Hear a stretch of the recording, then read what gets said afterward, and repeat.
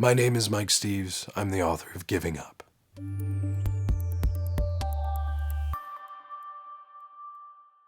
That was the first book that I had read of his. And the epigraph for Giving Up actually comes from sickness unto death. But it was fear and trembling that had a pretty big effect on me, I think. I was just struck by his definition of faith in the book. He has a bunch of different examples, but the big one is Abraham sacrificing his son Isaac, and which he doesn't do, of course, but he's asked to do it by God, and Abraham is up for it, and he's not excited about it, but he's going to do it because that's what God asks of him. And what I thought was really interesting about how Kierkegaard breaks it down is he explains that Abraham couldn't think that Isaac was going to be resurrected, because the point to the act of faith is that he actually has to think that he's going to be doing this, that he's going to be sacrificing his son. So the other thing is, God told Abraham that he was going to populate the world with his progeny and whatnot, and Isaac was his only son at the time, and Abraham had no reason to believe that another one was coming along. So it was a really strange request on God's behalf. And there's all sorts of, basically, Kierkegaard's point is that faith is doing something, believing in something that you actually believe is impossible. And that struck me because I felt that it's kind of an insane way to operate. And in fact, if you think about faith, if you were to practice that in everyday life, that would be a pretty self-destructive way to go about your business. And yet there's something beautiful in the concept. And so at the time that I had read that book, I can't remember whether or not I had read that book while, and I had already started working on this book. But they were definitely, it was right around the same time. And so it struck me that, that would be an apt metaphor for a bunch of things.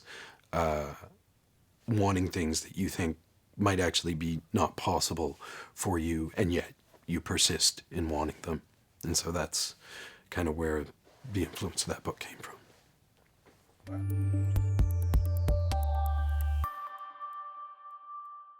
It does seem to be a theme right now in coverage of literature, that you have books where people are writing about things that are, intensely personal.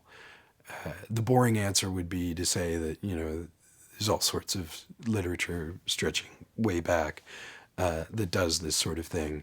And, some of the writers that I really like, or some of the literature that I've been reading over the last few years, German language literature and whatnot, has precedent for this that goes back, to the 70s and earlier, like Peter Handke and this sort of thing. But as I said, that would be the kind of the obnoxious or the boring answer to say, oh, people have done it before. So there's nothing about what's happening right now that could be tied into issues of the way that our society is kind of being blown open, and that privacy is kind of gone the way of the dodo bird and this sort of thing. With respect to this book, I would be lying if I said that I, had considered these themes when I was writing it. What it came down to for me was I had picked a certain form and style to write the work. And when you do that, what happened to me, at least, is you come up against things that you realize, oh, I'm going to have to go here because I've chosen to depict things in this way. And so I can't all of a sudden pull back and say, yada, yada, yada. I meticulously described the way somebody eats breakfast, so now I have to meticulously describe other aspects of their life in the same way. So it was kind of a necessity for the way I had decided to tell the story. But I think probably, I'm not a great thinker, so I don't know if I could encapsulate what's going on in the culture or anything like that. But my suspicion is, in the past, when people have decided to tell things that were talked around or not discussed in polite society, that the reason they did this was in order to, for lack of, in a cliched way, like take the power back and that sort of thing. So I assume, you could say it's prurient and say people are just confessing to things because they want to be seen and heard and known, and so we're shameless. And I'm sure there's a component of that. But it might also be that we feel that there's certain areas of life that we're kind of passing over without addressing in a way that art can sometimes do. And maybe that's what's happening there.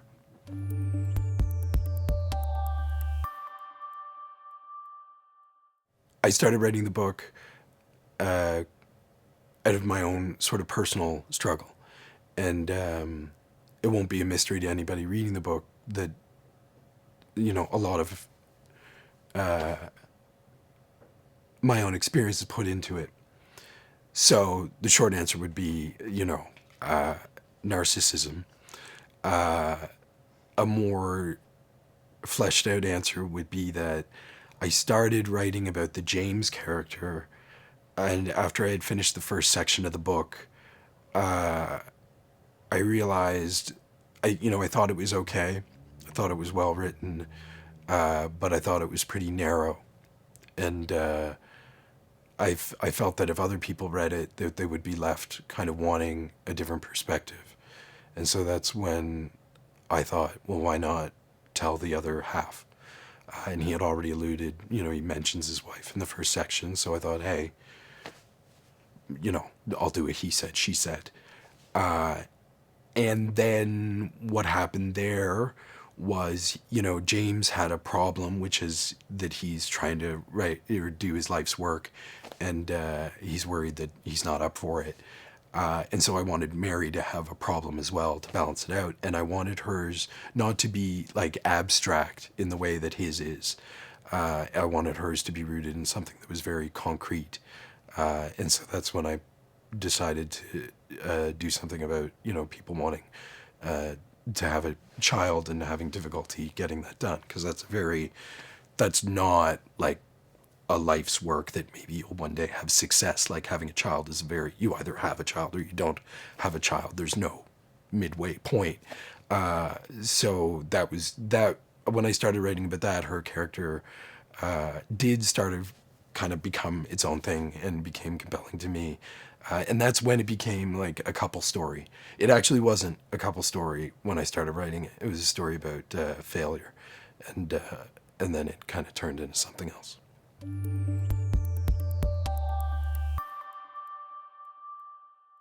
What I would say was it's not as bad as it looks. That the decision behind writing it that way had to do with the fact that it was going to be narrated kind of as these people recounting a story, perhaps aloud, but perhaps, in their own head. And I knew, I had tried to write books before that had like, a decade sort of sweep to them and characters and, now you're in a castle and that sort of stuff. And I wasn't good at it. I'm speaking flippantly, but I think that's a difficult thing to do. And I wasn't a natural at that sort of thing. And so I decided to play to my strengths with this one and try to write something that was very limited in scope, in time and place and characters and all that sort of thing. So I knew that it was actually going to be technically or superficially like a boring story, and I wanted to make it unboring, and make it compelling, and make it the sort of story that, you know, people would be compelled to like. I wanted to write a page turner where nothing much happened, and so I figured that one way to do that was to have it kind of flow, like one damn thing after another. And to have a certain breathless quality to it. And I had read a lot of fiction that had that going on at the time, and I liked it. I liked that you don't know when to stop or where to stop. It just, you keep on, because everybody does that when you're reading a book. You're like, oh, I'll stop here. You know, you look 2 pages ahead, and with this one, they would be like kind of screwed. So there was a bit of like sort of marketing mentality, actually, which might sound strange, but I wanted it to kind of have a propulsive quality to it. And I thought that removing paragraphs breaks would facilitate that to a certain extent. And also, to be honest, it's just the way I wrote it. And it would have seemed a bit superficial to insert stuff like paragraph breaks and that sort of thing after the fact, because that's what is typical of published fiction. It was kind of how it came out.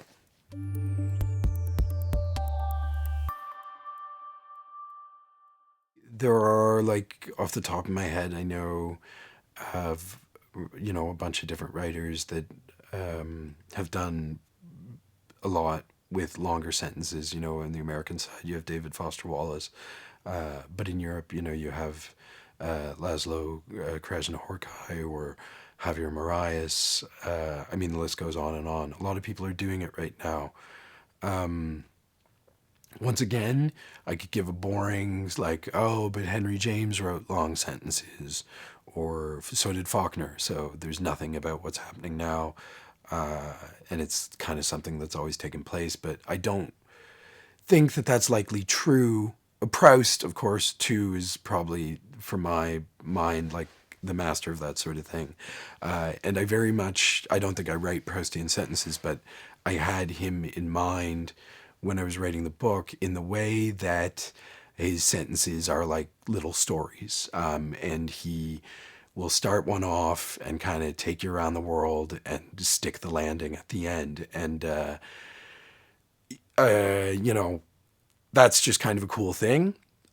So, like, in a very theoretical literary way, it's just kind of impressive when you see a writer do that, and you want to see if you can pull it off as well. But, you know, I mentioned before the breathless quality of the book, and the long sentence facilitates that. And there is an element, maybe, and I'm going to say something about the culture right now, that the culture is a bit breathless. The culture is a bit one damn thing after another, you know, one clip to the next, nothing ever stopping. And it gets a bit sort of jumbled up, and a lot of things, sometimes you can find yourself, you know, starting on a clip about a war and getting into like cat videos, and then back to, you know, it'll all lead some strange place. And so the long sentence can sometimes pack a lot of incongruous material into one phrase. And as a result, you know, it can be funny, it can be very strange. And yeah, I'm not gonna lie, like, obviously you're not gonna read like you know, a writer that I love like James Ellroy doesn't write long sentences, and the sort of the fiction world that he exists in, like, would probably not think that the long sentence is necessarily a great thing always, and that there's a pretentious or literary-ist type quality to it. But for me, it just kind of sometimes worked to represent these characters, their worlds, their thoughts, what's going on with them. And as I said, you know, sometimes they can just be a bit funny. And so, yeah, that's how that happened.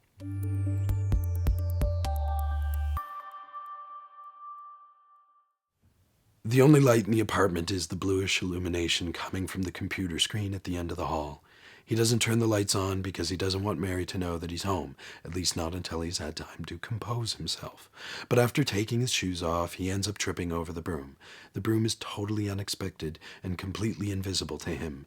Something about its place in the hallway is incongruous and even disturbing.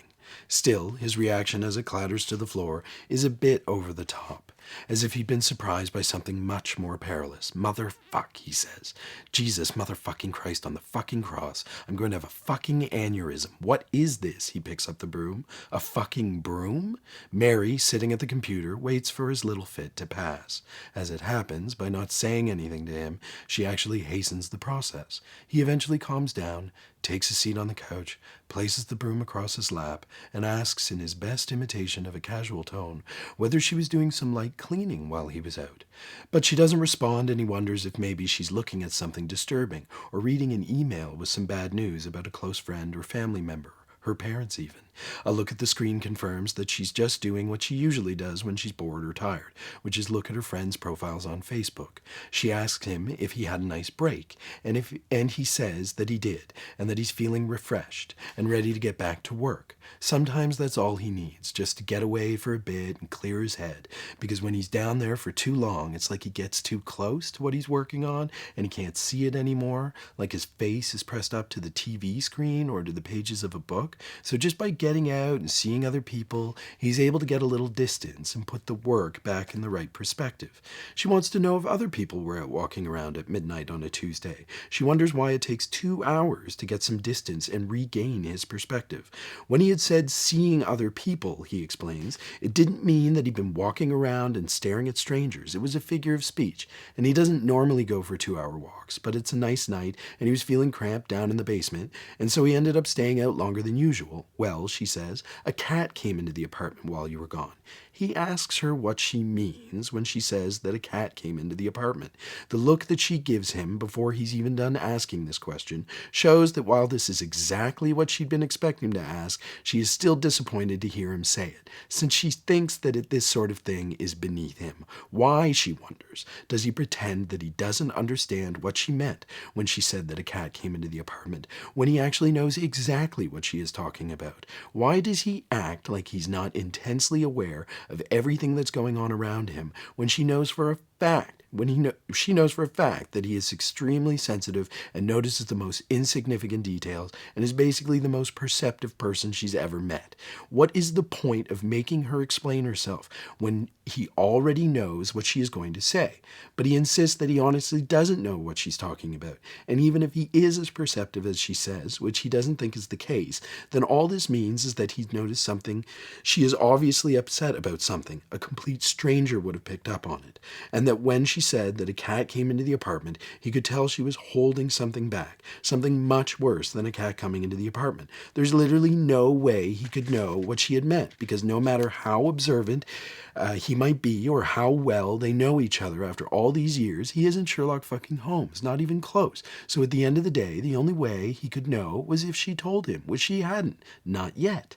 She gives him the same look as before and says that he's still pretending to misunderstand her, which at this point is just kind of mean. She knows that it is impossible for him to know exactly what happened, but he knew that something had happened, so why did she feel like if she hadn't said anything, that he would have never asked her what was wrong? Why does he make her feel like he is doing her a favor by listening to her? And why does he ask her what she means when she tells him that a cat came into the apartment, when he should really be asking her if she was all right? Had Mary chased it out, or had she run into their bedroom and waited for it to leave on its own? This is, of course, what he'd meant by his question, he explains. It's a figure of speech. Everything that comes out of your mouth is a figure of speech, she says. It seems to him more than a little ironic that at the same time as she's accusing him of playing dumb, this is more or less exactly what she's doing. Anyway, he says, I'm sorry about the way I phrased my question. What I meant to say was, how did the cat get in, and were you able to chase it out? And if not, where is it now? Well, she says, he came in through the front window. How, he wonders. Wasn't the screen closed? It was, but she pushed through it. Now it is his turn to get frustrated. Something had obviously happened while he'd been on his break, and he doesn't understand why she won't just tell him. In response to this little outburst, she stands up and turns on the lights so he can see the blood that is smeared all over the floor. Jesus fucking Christ, he says. What the hell happened in here?